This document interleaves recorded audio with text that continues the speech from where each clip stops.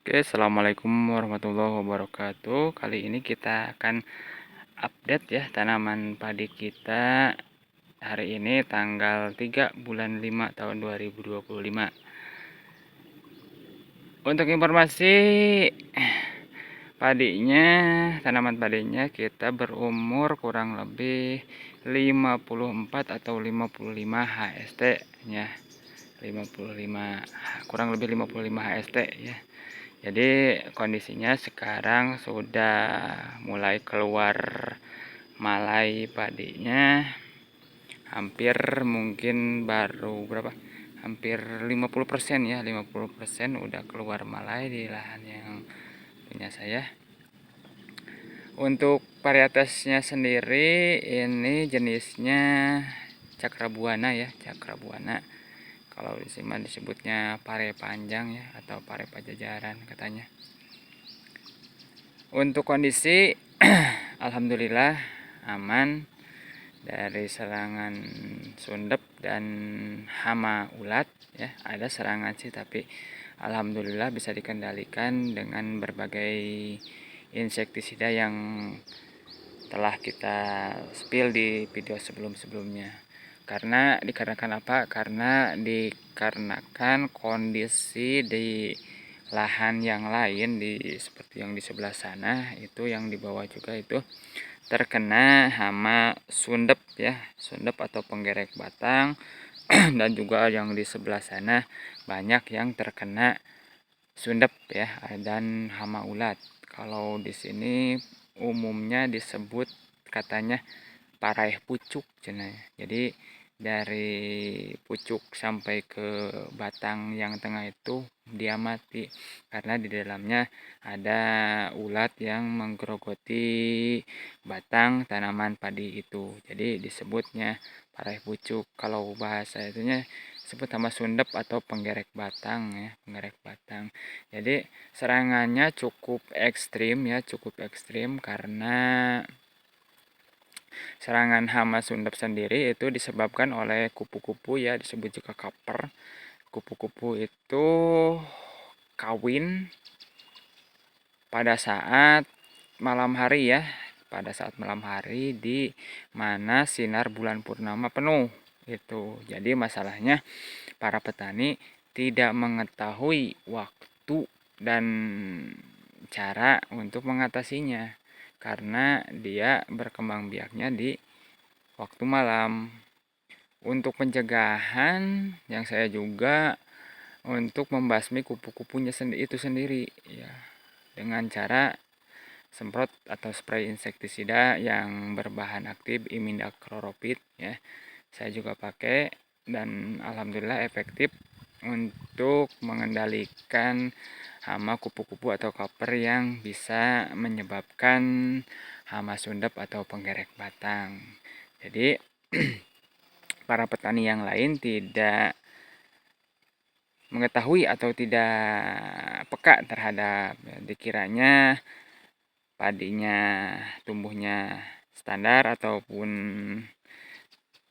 bagus, dikira tidak ada hama, tapi kalau dilihat lagi atau serangannya itu tidak terlihat ya, karena dia kupu-kupu itu tidak menyerang atau tidak merusak. Jadi dia kawin lalu menyebarkan telurnya itu ke dalam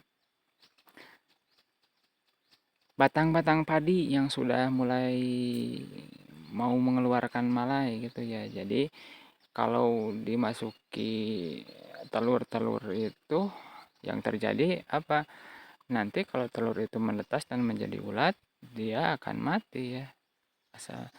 Mengapa juga itu disebut penggerek batang ya. Jadi batangnya digerek untuk dia makan. Dia makan, dia tumbuh dan ya naik ke atas, lalu dia makan lagi yang di atas, yang itu yang apa? Yang daunnya, yang daun atasnya, daun benderanya ya.